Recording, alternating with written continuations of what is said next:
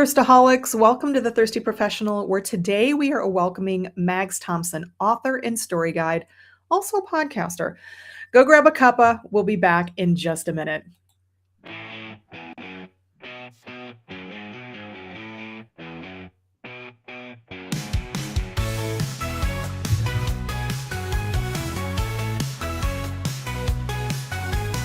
Welcome to the space where truth is poured.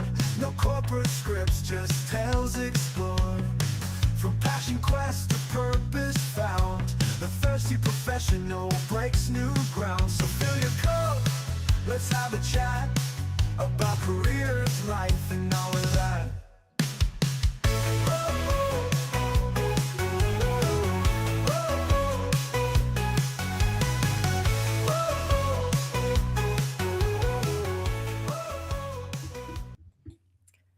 Sometimes I just get caught up in watching the intro with all those amazing guests I've had. Hey, everybody, welcome to the Thirsty Professional. This is a place where we grab a bevy, we ditch the BS, and we get real about careers, purpose, and passion.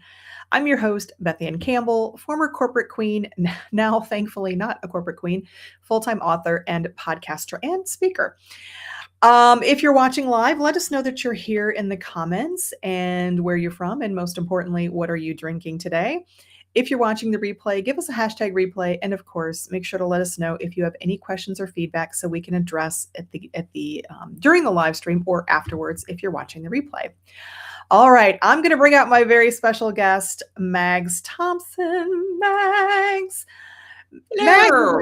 Thomson, my special guest. Through the power of networking is how I met Mags, through one of last year's amazing guests, Louisa Stewart. Mags is an author and story guide, and well, that gets me very giddy. Her book, The Ugly Duckling Diary, oh my God, heartwrenching. You have to get it. Mags has been a storyteller for as long as she can remember. She began her entrepreneurial journey in 2013 when she co-founded a platform for people recovering from emotional abuse, and it was that content for that platform that became her book, The Ugly Duckling Diary. So we're going to talk about storytelling, the importance of it, so much more. Welcome, Mags Thomson. Hello. I'm going to move. I always have to move all my stuff around here. Mags, how are you doing today in the Netherlands? I'm doing all right. The weather's been nice. I spend the morning reading a book in the park while people make me fancy coffee. So, that's always a good start to the weekend, isn't it? It is beautiful. You were telling me your weather is very pleasant, and it sounded like just a beautiful little vignette with your coffee and your book. What was the book you were reading? It's called The Writers and Artists Yearbook of 2026. It's research really, but it's a little different of a spin on the vignette, because I sort of imagined like you're reading Pride and Prejudice or something, but I was a bit torn. I was like, am I gonna finally do the research I've been saying I should do? Or am I bringing, I'm also reading Going Postal by Terry Pratchett at the moment. Oh, okay. Why does that name sound familiar? Did Terry Pratchett, is he like a sci-fi? Yeah, he's a fantasy writer. Yeah, my husband, probably from my husband, who is that's where I heard it from. So I have a question for you though, Mags, because I love to ask this. My repeat guest, I'm so sorry if this is a repeater, but I just love asking this question because I've dealt with it. You're Mags Thomson. Mm-hmm. Do you have people that just completely slaughter your name, or have you in the past had like, I would imagine you probably to my name for this very reason. So I am Dutch. Yes. Which people don't always pick up on. And I had my government name is very, very Frisian and impossible to pronounce for people. And so when I lived in Glasgow and I worked in Glasgow, I changed my name to Mags. Margaret is my middle name. And Thomson is still my married name, although I'm no longer married. But just for international purposes, it's so much easier. It's a great name. I love it. It very flows off the tongue. I will say I love my husband, but when I got married, fairly late, and we really weren't going to have kids or anything, but I took his name because my previous name was Wesolowski, very Polish, very, I used to tell people that when they would ask, what's your last name? I would say, let me spell it. My last name is, let me spell it for you, because Yes. it was just so, I wanted something that kind of rolled off the tongue. And then I added the "and" when I started authoring and podcasting. So I love Yeah, that. I changed my name when I got tired of people calling me Jet Ski, because that was the closest they could get to my actual name, and I was like, it's getting old. Well, do you get, as Mags, do you get people, Well, maybe now Dutch people struggle to say my name, and I'm back in the Netherlands, so but it's so. you But just then can't win. people You will can't win. call me Maggie because that seems to be easier. I don't care. Yeah, It's fine. yeah, that's funny. I'm going to jump over to our comments. We've got a lot of comments coming in. Stella Scott joining us. Stella, love you, Stella. I'm so happy to always see you. She is drinking water today. She says, "You look amazing, Beth." Thank you, Stella. Everything. I mean, my hat's not thrift, but everything else is thrift or vintage. So Stella turned me on to the power of thrifting, and now I'm kind of an addict. We have Emma Smiley or Smiley. I'm Oh, not hello, Smiley. Smiley. I love Emma that. Smiley. It says, "Love you, Mags." Thanks for joining, Emma. And Eileen Pizzi, my friend from New Jersey, has her coffee ready because it's early in New Jersey, in the US here. Tony Gordon, welcome, Tony, from East. Oh, is It's it Kilbride. Kilbride? Kilbride, thank you.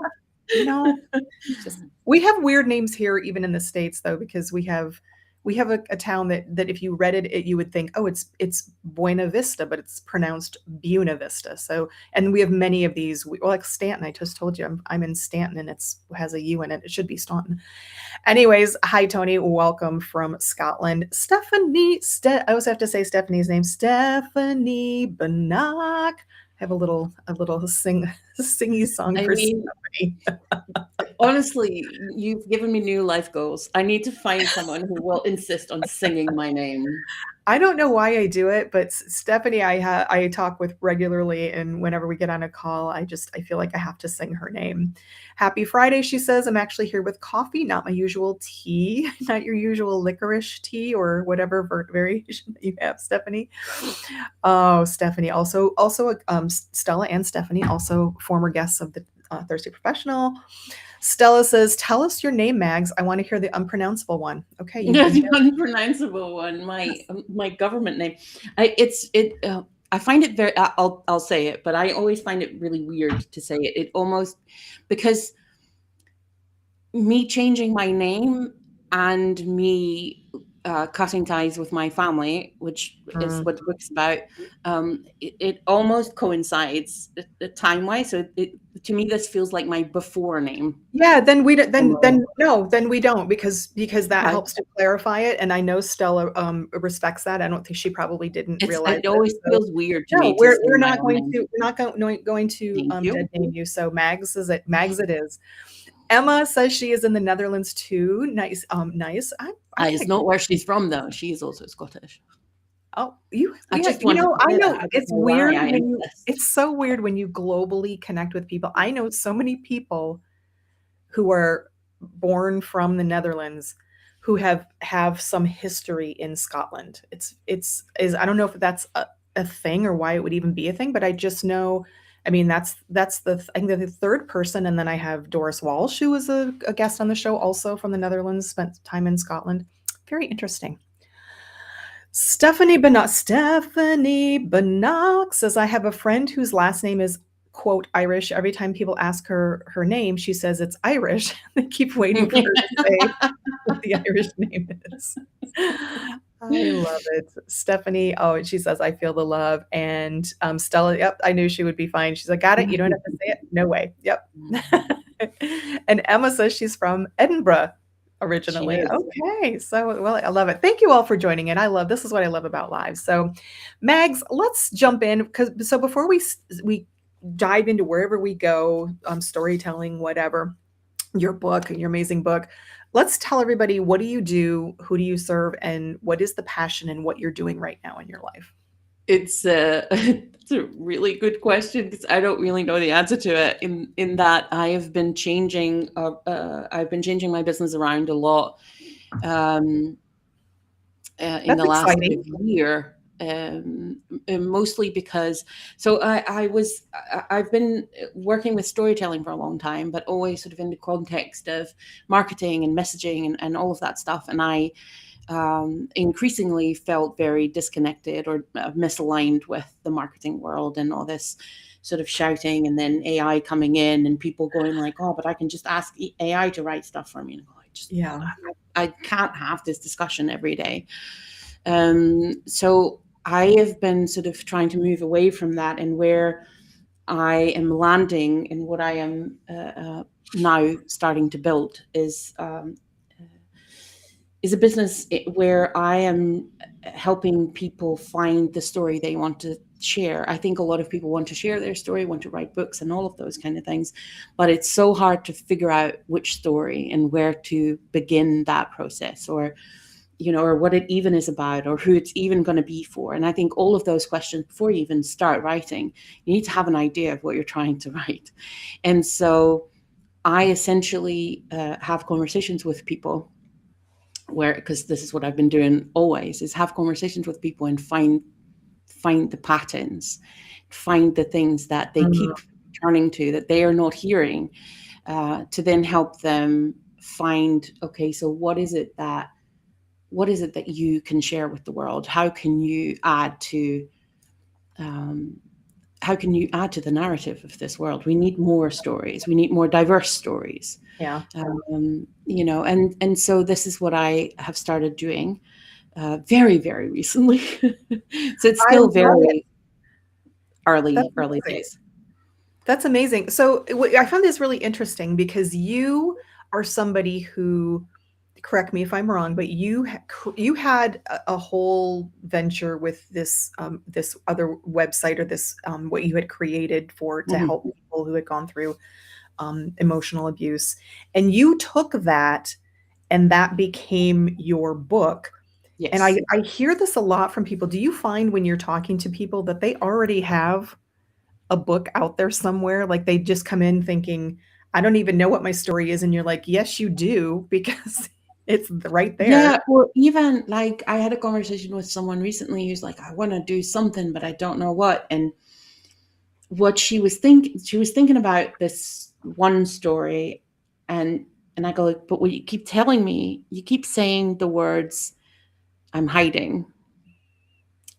Oh, You're not talking about this thing that you're saying you want to write about. You're talking about something completely different. Start there and see what yeah. that is, because that feels way more connected for you, because you've said that like 10 times in the Yeah. hour that we spoke. So sometimes I think we're trying to sort of rationalize the choice of what story it is that we have to tell, and what it should be about. But then, um, and this, I think, is why it's useful to have that conversation with another person who can hear what you're saying, and who's not in, I have no vested interest in whether they tell story A or story B. I don't care which story they tell, but it has to be the right story, because, and this, you're an author, you write the book, it's hard to write a book, but everything that comes after that, that's when it gets hard, because you have to keep Right. going with the same thing. And you're like, well, I just spent like 5 years writing it. Yeah. I've I'm kind already of read it done. like 20 times. How many more times? But it is interesting that you bring that up because as you're talking, I'm thinking that there is a very big distinction for me. And because so I consider myself a writer. Yes, I am an author. And the stories that I tell have some basis in me. I'm not one of those magician people who can just make up stuff wholesale. I do make up stuff, but there's always some element of me, whatever my golden thread is that weaves through everything I do. But I've considered that like what compels me and my passion for writing, I feel is different than so the stories for me come from, yes, my narrative, but also my passion for, I love to write and I love to read. But I think that there's a difference between that and people who have a story to tell, who have a story they need to tell, right? Hello, Kitty. Hello, Yeah, I'm Kitty. trying to make her not hang up on the call. No, you're fine. We love swearing hats and cats and dogs, whatever. But yeah, so I don't know. Do you because I don't again, I come across people quite a bit in the author world who really aren't writers or authors. They are people who need to tell or want to tell their story. And I think there's just a distinction there. And that's I feel like which I think is harder because for me, I can, I love to write. I've been writing forever. I know you've been writing forever too. Not that it's easy, but when you have a passion for something like that, I think it's a little bit easier to bring the stories out than someone who, and you probably work with people or have all the time who are, they're not writers, they're not authors, but they have a story to tell. I mean, Yeah. do you find it a little more difficult Well, when people don't? well, I don't. Well, but you're absolutely right. Like my default sort of expression is the written word. Like, and even when it comes to expression that I don't share or that I don't publish, I'll go back to the written word. Same. Um, but that is not the but also a book is not the only way to share your story.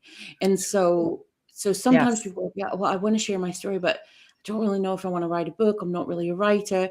Well, first of all, writing is a skill that you can always learn. There are many tools that can help you improve your writing. There are Absolutely. editors, and I always recommend get a human to edit your book Yeah. if you Especially if can. you don't know what you're doing because Yes. I agree. I helped my uncle write a book about his abuse, all types of abuses by his parents. He's not a writer. He was doing journals and they were all over the place. And I think probably for a while it was very cathartic and maybe he thought a book, but he just didn't even know how because that's not what he does. That's not his. And yes, he could have learned it, but I just ended up helping him because you don't have to be a good writer, even if you end up with a book versus, Yeah. a talk or But you just don't, yeah, but even like you don't, and especially now, like, you don't have to start in writing. You can tell the story. You can have it yes, transcribed and like, and AI can do that pretty well.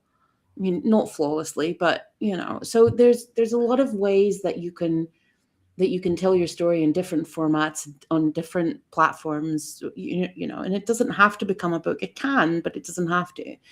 And I've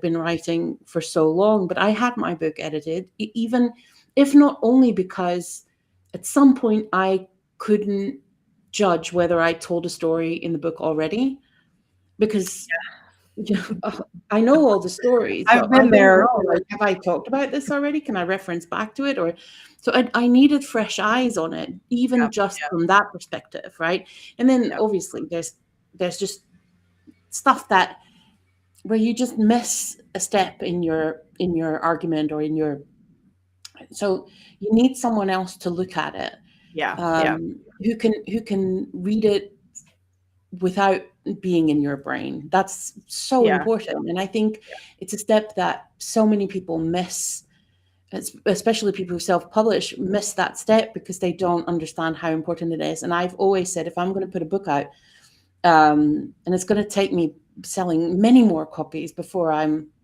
break even on this book. Um, because well, I it's think not cheap to publish a book. that's a great point, But and yeah, go but ahead. I always said, if I'm going to put a book out, it has to be a good book. It can't be, I can't half-ass it.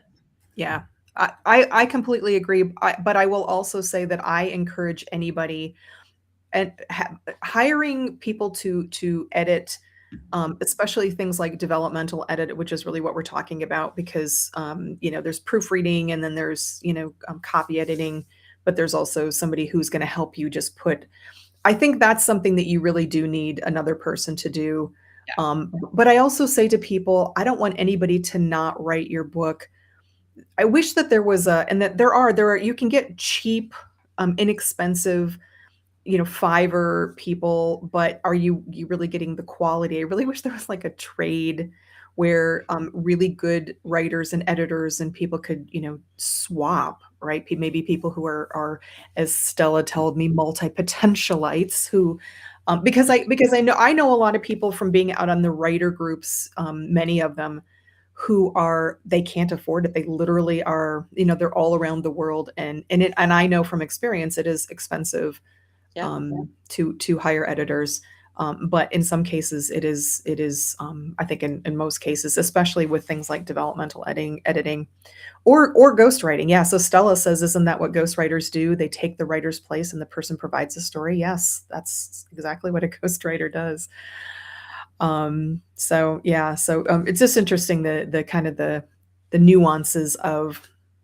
Stephanie says author, writer, storyteller. Storyteller perhaps didn't use forms of medium. Would you say authors are published?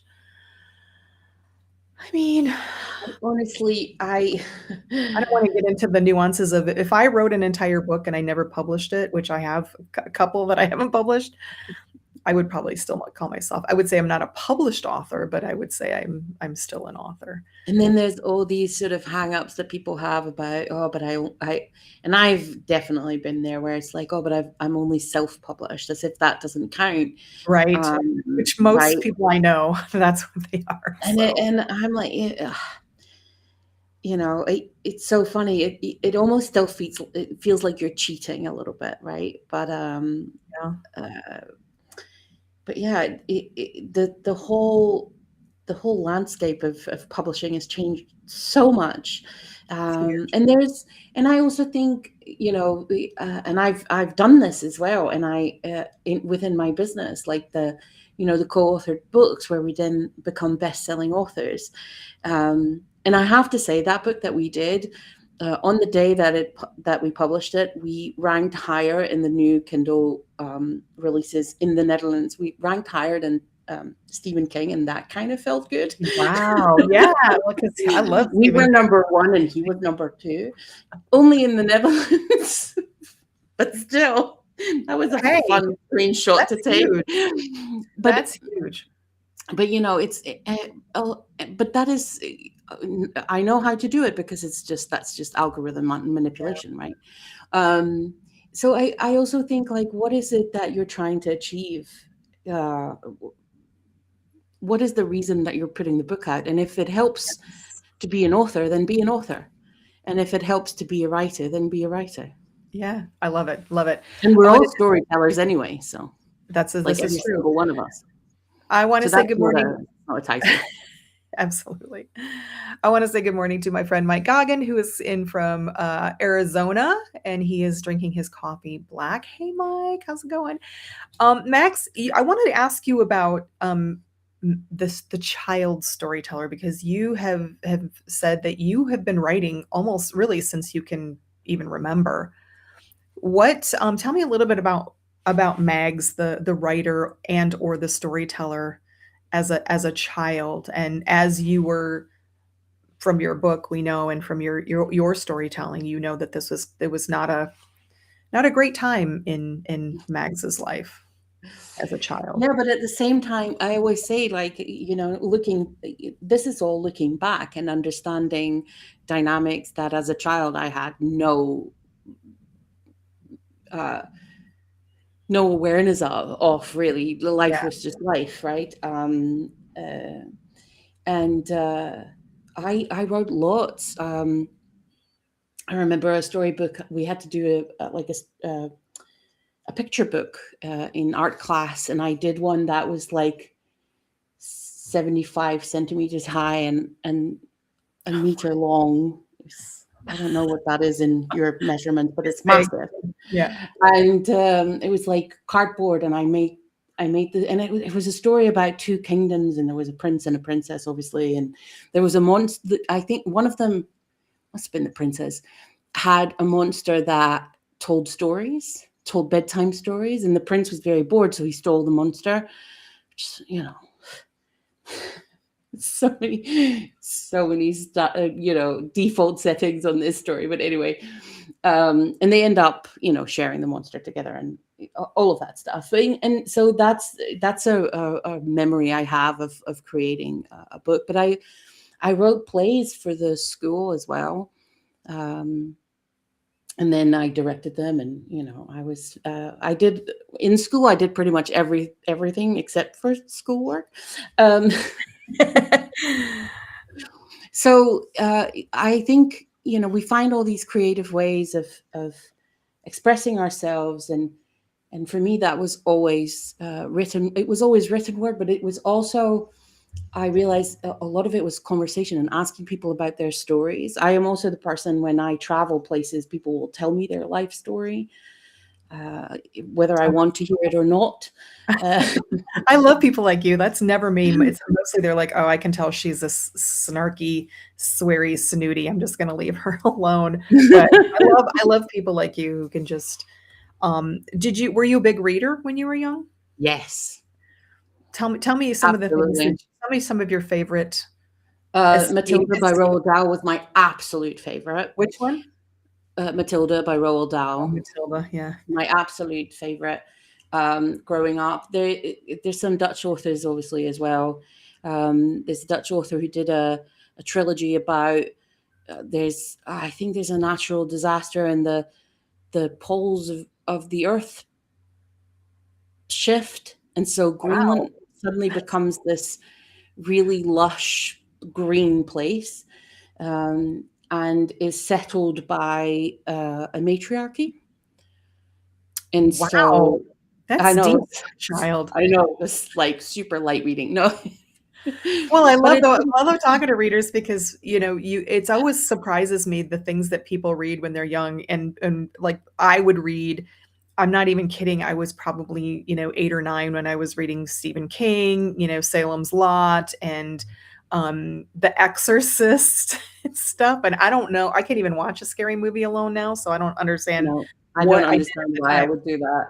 But just, I don't know, different generation, and it is kind of interesting that in a lot of the reader groups that I'm in, a lot of times you'll have parents, usually the mom, coming in, and it's just like, I'm looking for zero spice, something very mild for my lunch. She'll say like a 16-year-old, and I'm like, wow, what are 16-year-olds reading now? Come on, this is how we learn as well, right? Like, I know, right? In and out of libraries all the time, to get new books and to get new recommendations, and I read a lot of sort of historic stuff as well, just dramatized. But so I don't know, I read everything I could get my hands on. I would regularly fall asleep with my head in a book.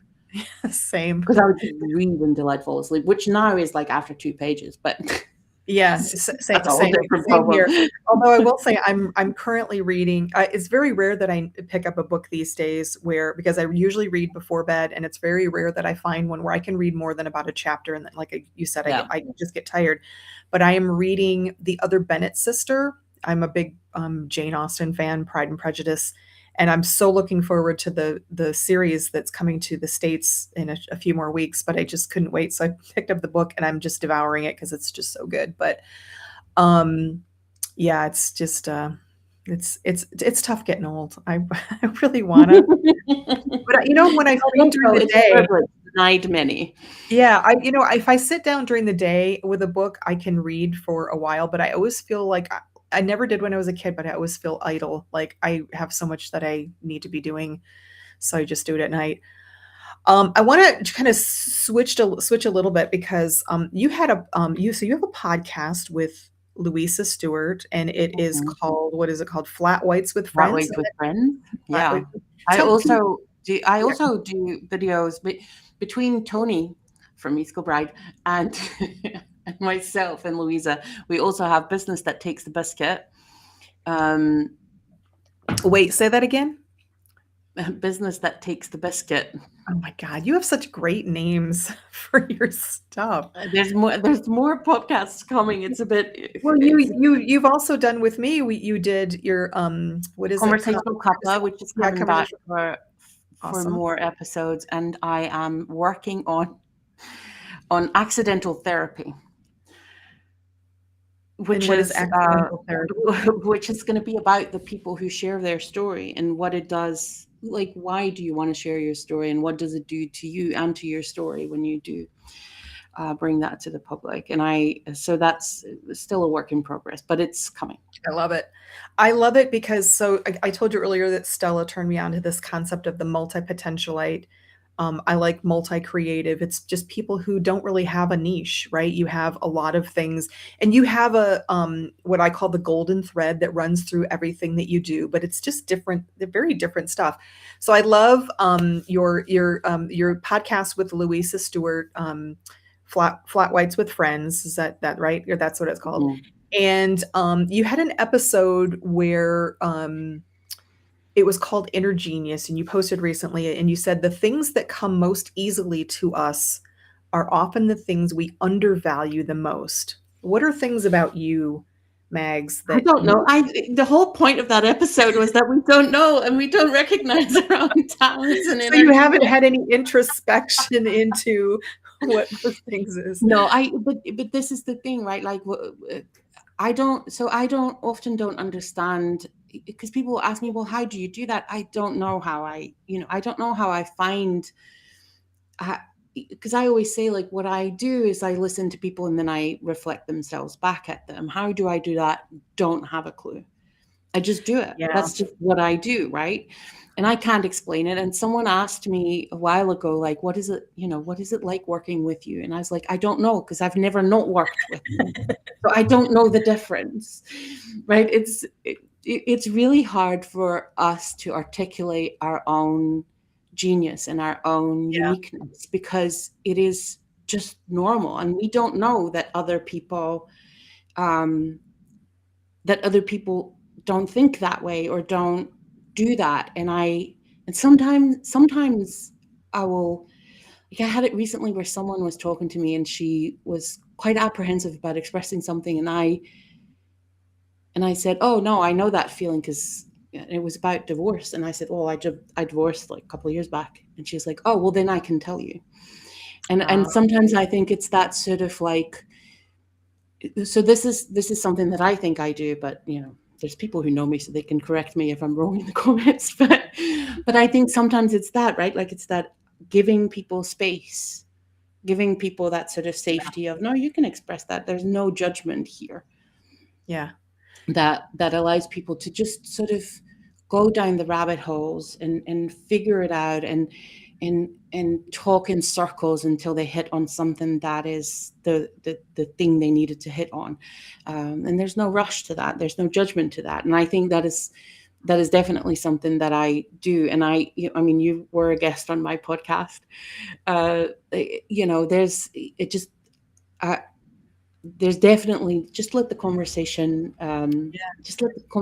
flow and see where it takes you. And because that's where I always say the most interesting stuff is down those rabbit holes. And we're often so trained to tell a certain version of a story or a certain version of our business, or that we leave all that magic in all those rabbit holes because we don't go down them, because we're supposed to stay on topic, right? Yeah. So you're supposed to, pick your lane, stay in your lane. I think it's really interesting because when you talk about, like, when you say, I don't know, I just do. I think this is the challenge, and maybe it's not even a challenge, but it is the rhetoric that a lot of people like us, especially I think maybe multi-creatives, multi-potentialites here is, like, I've had people say to me, I love your presence on video. I think you're just you seem very natural and confident. How can I do that? And I'm like, I don't know. I'm not doing anything that I'm thinking about. I'm just, practice. That's the only advice I can give you, is because I wasn't always, this confident, but I also never was really, really super nervous about it. I was nervous, and you can kind of tell in my earlier videos, but it's really hard to, people go like, what do you do really well that you could teach? And I'm like, I don't know. I can teach this. This is like, how do you teach somebody just to be like, that you just don't care if people, how do you teach someone like to not care if you mess up, or, say all of the filler words that I'm saying right now? and not care about it, and just but also come off as I don't know. It's hard. You can't. People do, but I don't know that I can because I don't. Nobody ever taught me how to do it. It's well, somebody did, some narrative, but it's just one of those weird things. Let me jump into the Honestly, comments. Oh, yeah, go ahead. I was a radio DJ for a local radio station when I was like 17, and I recently heard a recording of one of my first episodes I did, and that was early on in the learning curve. Did you hate your voice? Because I've always hated my voice. No, Oh, wow. no, and I used to record tapes all the time, and I did the radio, and I would record the radio. I've heard my voice in recordings since I was like 15, 16. I always had like a tape recorder with me, and I would just record my voice all the time. So I don't, that's not a surprising sound to me at all. I love that. I did too, but I still hated my voice. But I want to jump into the comments real quick here. So Eileen Pizzi is mentioning that she loved Watership Down when she was young. I did too, actually. I don't think I've ever read that, to be honest with you. I think that would have been about when I was appropriate age level, when I was maybe 5, and then I just jumped to like, sleazy, scary stuff. So Stella says, I too read the grown-up stuff at a very early age. My mother recommended Lawrence Durrell's Alexandria Quartet when I was 12 or 13, I think. Pretty advanced up for that age. Still one of my favorite reading experiences. And then Tony says, Mags has a special gift at picking up on golden nuggets that people say, even though they've not realized it, that they have said it. Tony, yeah, I always find that fun. I'll write stuff. Like I used to interview people, and then I'd write it up, and I would send it to them, and they go like, "But did I say this?" And I was like, "Well, I didn't make it up. Of course you said it. Like, your stuff." That is a gift. That is because like you said, people really don't often even recognize, even if they're self-aware and they do recognize. So I recently did a short talk in a summit, and I called it The Golden Thread, How to Be Remembered No Matter What You Do. And I really talked about, as a multi-creative, having to figure out, how do I brand, market, show up? And then I realized that the same stuff is weaving through everything I do. But I did want to kind of pursue that further. So I asked my social friends, I asked my in-person friends, I even asked AI, here, about me, here's what, with AI, I did a 9-page dump of things that I love, hate, do, what I'm doing, what I'm passionate about. And I was surprised. And I think a lot of people would be surprised, like you, when you pull out something from someone that they're unaware of, unaware of things that how people see us, that we wouldn't even be aware of. Like when I did this exercise, the word empathy kept coming up from several people. And I thought, oh, empathy. I mean, I'm empathetic. Of course I am, but I would never use the word. And then Stephanie Bannock, I was talking with her, and she said, no, it's more like you're like a mama bear. You're what's more protective, and you champion for people. And I think that's something too, like where these things that we don't recognize about ourselves, but other people do. I think it is kind of important, if you're doing, looking within, to find your inner genius. So sometimes it helps to ask other people. Yeah, for sure. I honestly, and that's why I think, having people that you can use as a sounding board, like Louisa and I do that a lot. We collaborate on a lot of stuff, Tony as well.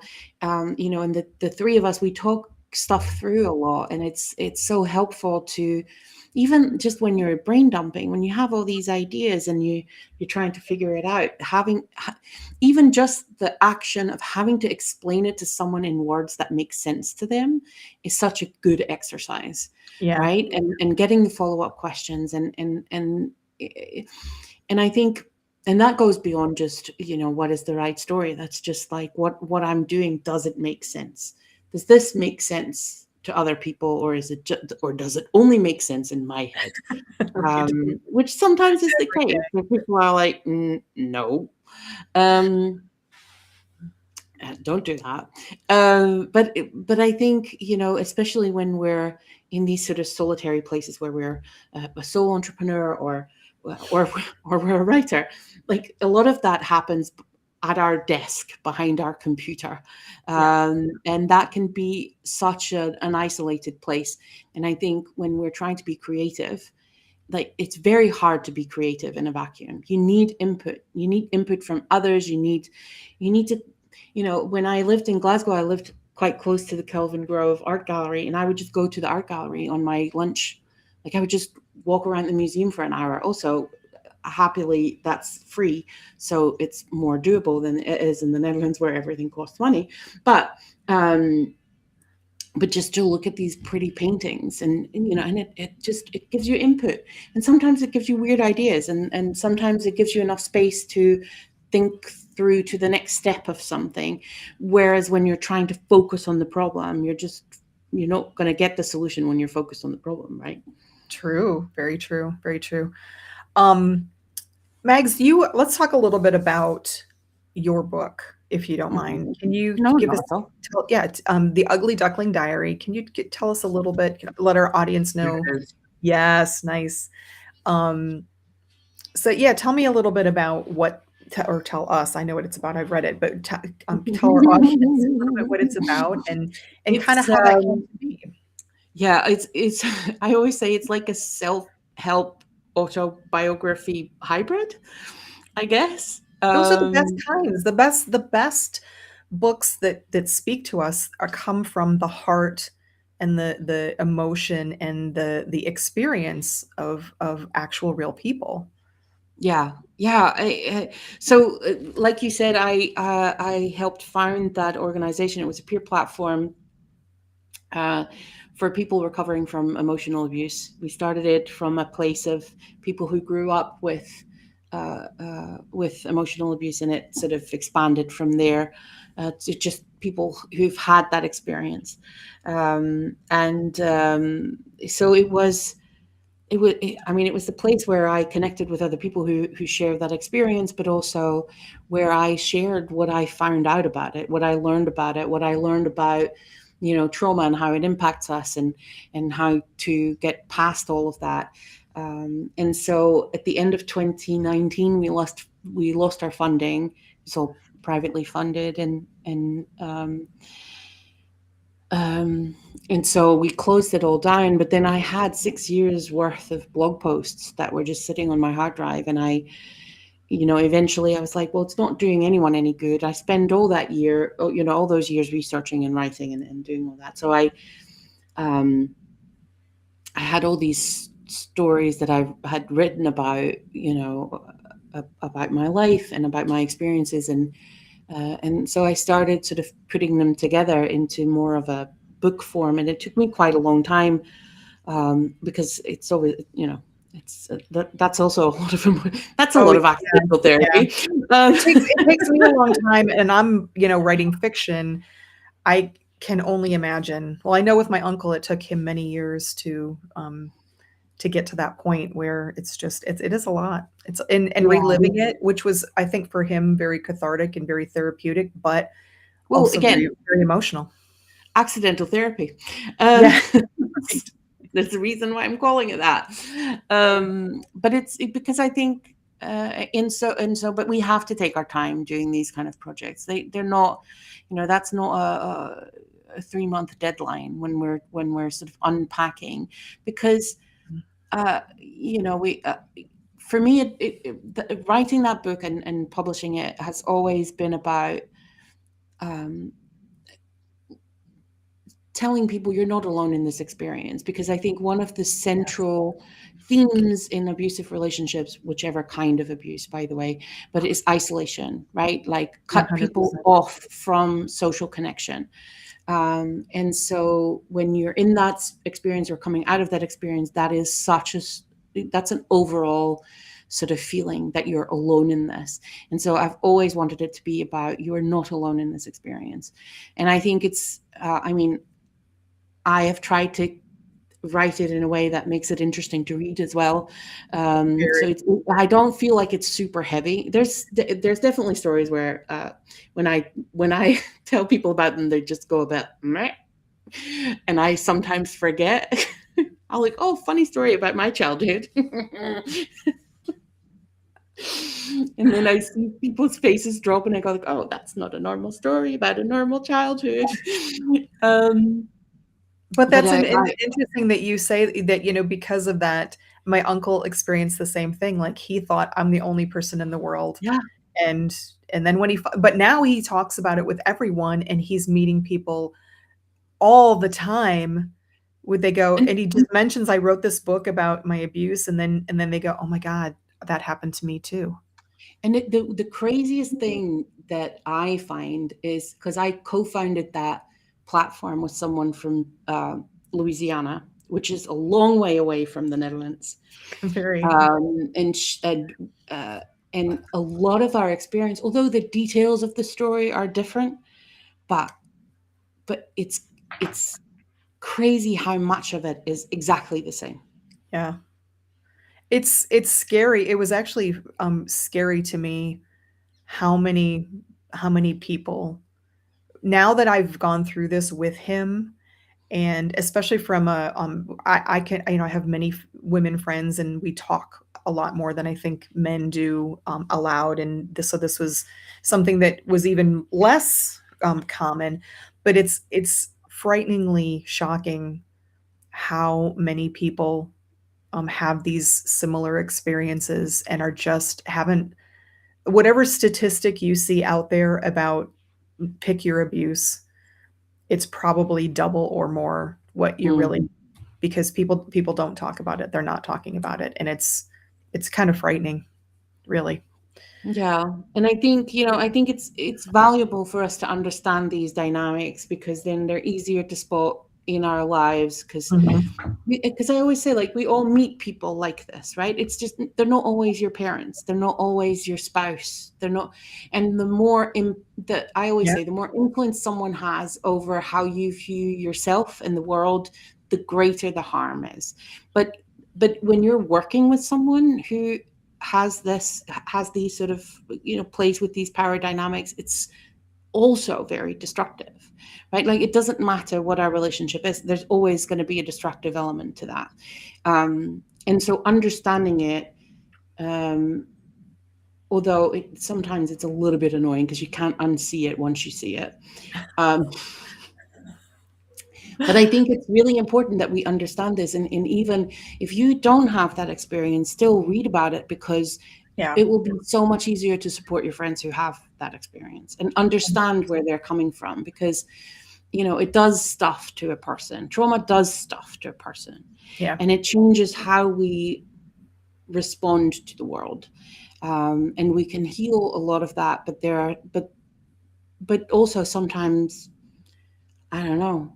I I always say like, oh, I'm time traveling, and my friends know what that means. It means that something is making me go back to what that was like, what I was like in that situation. And I've gotten to a place where I can feel it happening. I can't always stop it, but at least I know what's happening, right? yeah. Whereas before it would just completely throw me. I would just I spend a while every time I went to the supermarket. I would come back and I would have this massive panic attack, and it took me ages to realize that they had stocked a new detergent, actually an old detergent that my mother used to use. And so I Wow. would smell it, but not consciously smell it, but my brain would just go and it would just send me into a frenzy. But it took me ages to figure out that that was what it was. And Wow. then once you then recognize it, you're like, oh, that's just a smell. We're still safe. It's fine. And you can stop it mostly. Such, just underscoring again, no matter what your narrative, self-awareness, facing discomfort, empathy, because, like, as you mentioned earlier, for those of us who have not had that type of abuse, or sometimes any, abuse, it's very important to recognize. I mean, since helping my uncle and talking with other people, every time I hear about somebody who is in addiction or whatever it is that just something seems a little off, the first question I ask, and sometimes it's not true, but so the first question in my mind is, are they going through something? Are they reliving something? Are they dealing with something? I mean, it my uncle didn't even face anything until he was in his 50s. So it was just, he just wasn't ready. He was in addiction and he just was compartmentalizing everything. So it's so important to just, I think that somebody once said that the journey of self-discovery is one of the greatest you'll ever make. And I think that's true, but also extending that to being aware enough to recognize in other people that, you know what, that guy who just pulled out in front of me and seemed very angry, maybe he's just not a dick. Maybe he's going through something, Maybe so. he's a dick, though.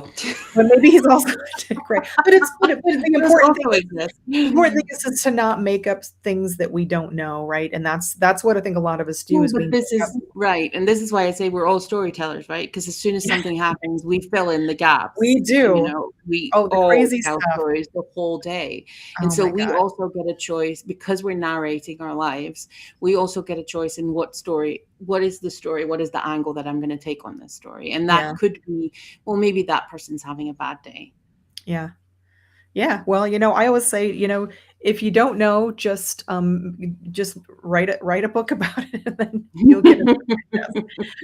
And are there any plans for another book from Mags Thomson Uh, there are or many more books? requests for a second book by Mags Thomson. Who knows? I'm definitely open to that idea, but I don't know what it's going to be about yet. I love it. I want to just go to the comments real quick. Before we do that, Mags, I have a few questions that I generally ask my Sure. guests. It's called the Thirsty Professional Confessional. Very easy. So I'm going to ask you those in just a second, but I want to check in with their comments because we had a couple good ones in here. So Stephanie Bannock says people often correct me on what I allow my daughter to read, but it's shaping her, and I love that she's becoming more open and compassionate through what she's reading. Yet the same people don't correct what their kids see on social media, and we know what that's influencing. You know what, Stephanie? I do not. I have utmost respect for any parent who has to make these decisions in their life. I'm from a generation where my parents basically, and this is not a bad thing about my parents, I'm saying it just, all parents were like this. You just let your kids do what they do, good, bad, or ugly. And not all of that was, there were some things where as an adult, I think, why, but there were also a lot of things like the reading thing that I think were beneficial. So, kudos to you. Stella says, this is one of the reasons I'm not for the vow of silence as a therapist, 30 plus years in the trade. I'm keeping it, but it protects the perpetrator and isolates you. This is a rabbit hole for sure that I never go down or talk about. Yeah. Another role that I don't know if I could do. And then Stephanie says, our mindful response, Beth, that's where compassion begins. Appreciate you sharing this. I appreciate you being here, Stephanie Bannock. And Stella says, as a child of a well-established author, I've loved this conversation and I'd love to write myself. There will be a book one day. Stella, yes, Stella Scott. There's Well, your if you need help figuring out what the book's going to be about. All right, Megs, I'm going to put you in the Thirsty Professional Confessional, a little bit of a rapid fire, not hard at all. What is the best beverage? Did I even ask you what your beverage was drink? I didn't Well, even ask I you. had tea right now. In my Shakespearean What a cool mug cup. swearing mug. I feel Love like this is Canker Blossom. I got to use that today. Canker Blossom. What is the best beverage? the best beverage. I think I would have to go with coffee, and the simplest coffee. Every morning I make coffee in my French press and I bring it into work with me because I refuse to drink coffee from a vending machine. I love coffee, but it has to be coffee and not whatever that is. Oh, hallelujah to another coffee snob, because I love it. And by the way, I haven't done the French press in a long time. I love French press coffee. So you've just inspired me to pull out my Inspired. French press. Good. Yeah. Yep. Your I'm here, office. I'm here to have impact after all. Absolutely. Your office, cluttered or clean? Cluttered. Okay. Same. It looks I like try to be clean behind me, but I'm a note I taker. mean, my Christmas lights are still up, so Well, you know what? I don't have them in here. Oh, yes, I do. Yeah, so I have, yeah, same. What is the best book that you've read, fiction or nonfiction, in the past 6 months? oh, Don't tell me it's the 2006 writer no, and publisher. no, no, it definitely is not. I haven't actually read very much in the last couple of months. That's okay. If you don't know or can't think of one, that we will just move I on. well, so many people told me to read Atomic Habits that I did, and it was good. I don't think it's the best book I've ever read, Yeah. but I have a shelf. Well, first of all, when I moved into this current house almost 6 years ago, the first thing I did was have someone build me a wall-to-wall shelf because that's what my parents had. That's where I learned to read, Stephen King and The Exorcist and stuff. I don't know where my mom got a hold of that stuff or my dad, but um, I can't even remember where I was going to go with that one. I actually just remembered what the best book is that I've read recently, and it's poetry. It's a book of poetry. It's Joy Chose You by Donna Ashworth. Okay, love it. I love poetry. I don't have enough poetry. I think what I was going to say is that I have multiple shelves full of self-help books like Atomic Habits and, all of those big name Brene Brown, etc. And they're great books, multi-billion um um bestsellers, but I don't know, just didn't do anything for me. Okay, moving on. When you were a kid, what did you want to be when you grew up? I wanted to be a singer. Me too. Why didn't you become a singer? What stood in your way? Because I don't know, because life. Stella Scott is an opera singer. So there you go. Fantastic. If you could not live and work where you currently are, where in the world would you love to live and work? Either Scotland or Denmark, which is both. I've lived in both those countries, and I enjoyed them both for different reasons. The Netherlands is relatively small of a country. Do Mhm. you have, and this is going to sound really horrible. It is just I'm just curious because I've never been. And Mm. everybody I talk to is always talks about city life and, biking and bike lanes and wonderful things that Yes. happen in museums and such. Do you have a lot of countryside in the Netherlands? Not what, well, I live very much in the urban areas of the Netherlands, but there is some countryside. Sure. Awesome. Awesome. I see Louisa Stewart is popping in here and she's loving that Bella has come for a visit. Ella is on many of the podcasts as well. And then, okay, so if you name a famous person you'd love to have a coffee chat with, Oh, a living person, a live person. oh, they have to be alive for me to have coffee with them. Yes, That's great. we can't bring magic into it. Oh, I honestly don't know. You don't have like somebody that you just like. I mean, it could be author, actor, singer, I don't somebody that know. you know. I don't know. Adele always seems Beth she's such a good Campbell. singer, and she just seems like such a fun person. Who's that? Adele. Oh, yes. She always seems Adele. that would Oh be my that would God. be fun, I think. She'd be a hoot. She'd be a hoot. And then my final question, final confession. Are you currently in your underwear or pajama bottoms right now? Meaning sort of business on top, I but am. awesome. Yay. I am too. I've got this lovely sort of Victorian thing, but I've got biking shorts and sneakers, Yeah, I have athletic shoes on the my bottom. jogging bottoms on, so of course. It's my day off. I Oh, don't know what's happening thank right you. now, Thank but you for coming in on your day off. I love this that. is So, folks, this we're is going to be accidental acupuncture, I think. we're going to be wrapping up in just a minute here. So if you have any final thoughts here, But Mags, before we do wrap up, what would you like our listeners to know? Do you have anything coming up? What's the best way to get in touch with you? And of course, all of your links will go into the comments. Yeah, I mean, LinkedIn is the place to connect with me. The book is available both on Kindle and in print.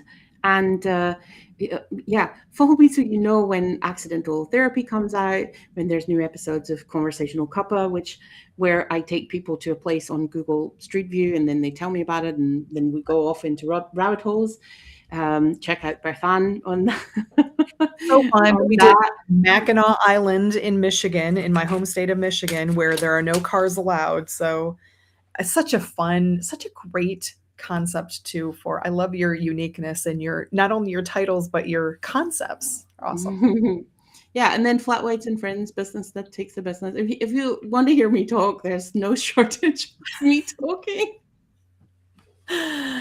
That's, you know what? There's no, I already see we're like going over an hour because we've just, and I haven't even gotten to a bunch of my notes. So, that's because you're a great conversationalist. I talk too much.